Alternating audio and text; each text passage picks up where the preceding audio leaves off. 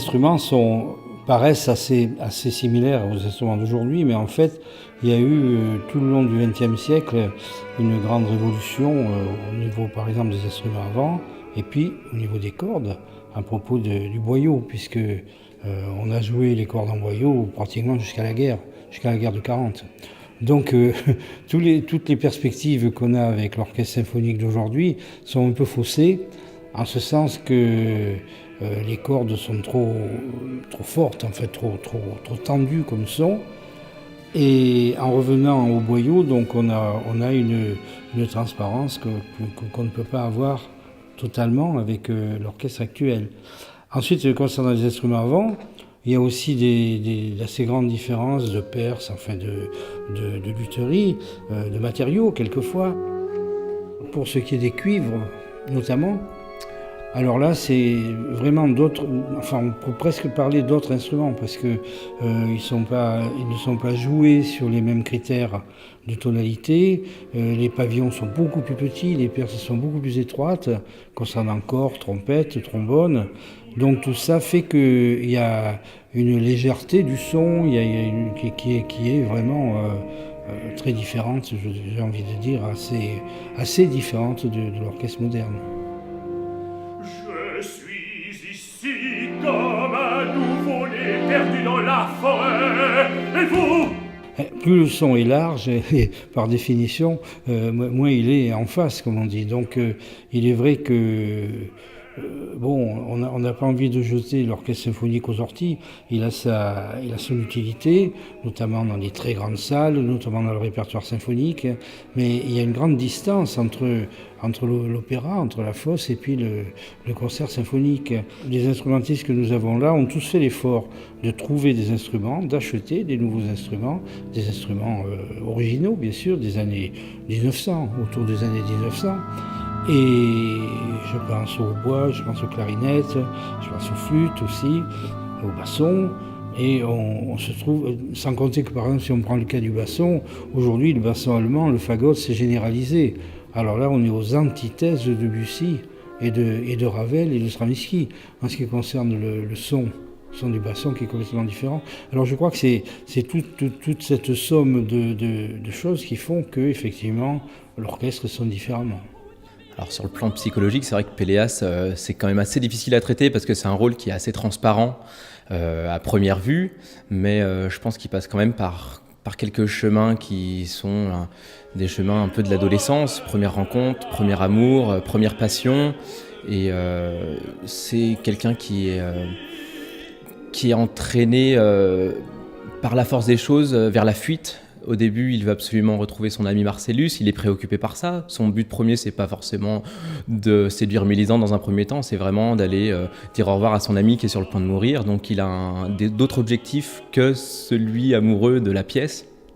Et petit à petit, cela se transforme. Dans la pièce de théâtre, on apprend que Marcellus décède, je crois, autour du 3e acte, quelque chose comme ça.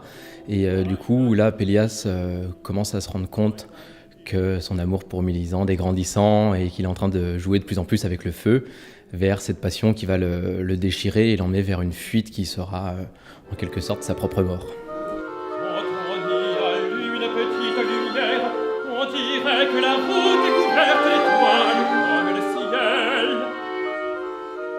Donnez-moi la main, ne tremblez pas ainsi. La musique aide beaucoup pour l'évolution. C'est vrai que l'orchestre devient de plus en plus consistant à travers les actes. Et c'est vrai que par exemple la scène finale, la scène de mort, est une scène vraiment sportive. Et je pense que ça donne ce côté à Péléas, il s'affirme de plus en plus. Au début, il subit un peu la chose et c'est la première fois qu'il décide vraiment de partir. C'est pas la force des choses qui le contraint à partir, c'est vraiment lui qui décide à ce moment-là de s'en aller. Et pour une fois, c'est sa première prise de décision, c'est de fuir son amour et de fuir Mélisande. Donc je pense qu'il y a une évolution de ce point de vue-là. Il ne subit pas, par exemple, Geneviève lui demande de rester au début pour éclairer la lampe pour Golo. Arkel lui dit de ne pas aller voir son ami Marcellus car son père est malade, etc. Et il est à la recherche de cette prise de décision et je pense que cette prise de décision, il l'a à la fin au moment de dire au revoir, mais malheureusement, c'est trop tard pour lui, car Golo se met en tête de le tuer par jalousie.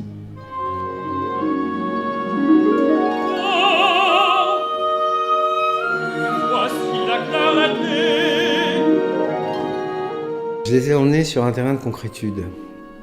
Je leur ai expliqué que le symbolisme qui fonde évidemment l'œuvre n'est pas le seul fondement. C'est-à-dire qu'il y a une tradition qui est plutôt une tradition du XXe siècle d'ailleurs, et je dirais même de la deuxième moitié du XXe siècle, qui s'est complue à donner à l'œuvre que sa dimension symbolique, c'est-à-dire à désincarner énormément le jeu et en gros à investir un champ maladif, enfin quelque chose qui en fait tous des personnages un peu éthérés et accrochés au mystère, quoi. Bon, c'est une dimension qui existe, qu'il ne faut pas nier, mais c'est pas la seule. Et d'ailleurs, c'est pas la seule à cause des ingrédients qui ont servi Maeterlinck. Il y a la tradition shakespearienne, par exemple. C'est une sorte de Shakespeare vu d'avion. C'est un Shakespeare sans monologue. Mais en fait, la trame est shakespearienne. Or, Shakespeare a une science, j'ai envie de dire, cinématographique du jeu. C'est-à-dire une sorte de jeu en suspense sans arrêt. Et lorsqu'on monte un Shakespeare, moi je suis un metteur en scène shakespearien, je sais moi qu'entre par exemple deux scènes, il ne faut pas qu'il se passe plus de 3 secondes, de façon à ce qu'on ait un effet de dynamique cinématographique par les ellipses créées. Et bien Maeterlinck, il utilise la même chose. C'est-à-dire que dans Péléas et Mélisande, mais c'est vrai aussi dans La Princesse Malène, c'est vrai aussi dans La Mort de Tintagiles, il y a un suspense, la chose n'est pas résolue. Alors, une des choses que j'ai fait, c'est de demander aux acteurs, par exemple, aux chanteurs, de travailler sans savoir la fin de la pièce.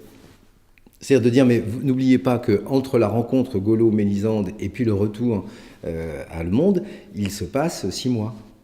Et qu'est-ce qu'ils font pendant ces 6 mois? Ils ne se regardent pas éthérés sous la lampe. Ils ont une vie d'homme et de femme et jouissive.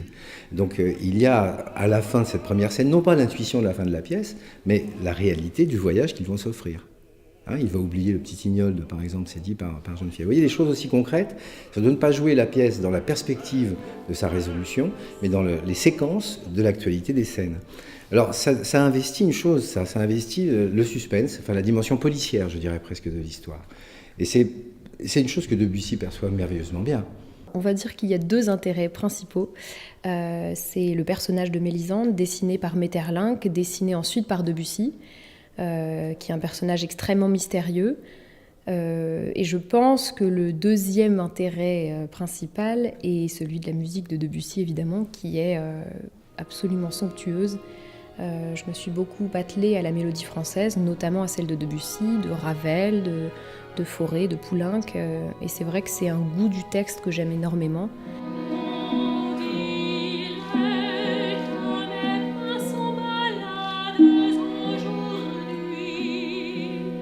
Mélisande a plutôt un rôle de partenaire qu'un rôle de personnage en soi. Il y a très peu de moments où Mélisande est seule en scène. Il y a ce très court moment dans la tour, mes longs cheveux descendent jusqu'au seuil de la tour, qui est la minute de musique de Mélisande. C'est son plus grand moment de chant. C'est vraiment un très petit moment. Donc je pense que la qualité principale de Mélisande, c'est de mettre en lumière ses partenaires. Donc ce que j'apprécie énormément, c'est de jouer avec Golo, avec Alain Buet, de jouer avec Péléas, avec Guillaume Andrieux, avec Arkel, d'être une oreille, d'avoir quelques bribes de texte, mais surtout d'être en écoute. Et c'est un travail pour moi qui m'a énormément chargée au niveau du théâtre. Et c'est comme ça que j'ai pu constituer ce personnage et créer ce personnage.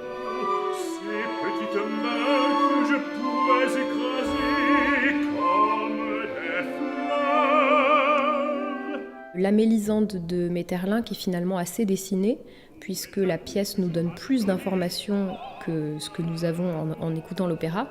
Debussy a choisi de la dessiner, de n'en décider que les contours. Et c'est vraiment ce qui me plaît, c'est-à-dire que cette femme est bigarrée, elle est animale, elle est bestiale, elle est sensuelle, elle est enfantine. C'est une femme de colère aussi. Mélisande était vraiment un grand mystère et je pense que justement l'intérêt que Debussy a apporté au personnage, c'est celui de n'en dessiner que les contours.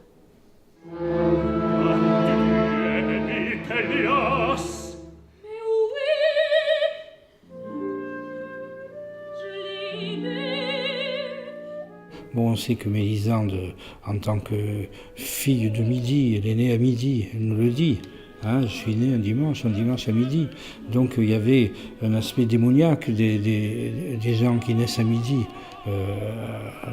À l'époque où Maeterlinck veut placer l'œuvre, c'est-à-dire l'époque gothique.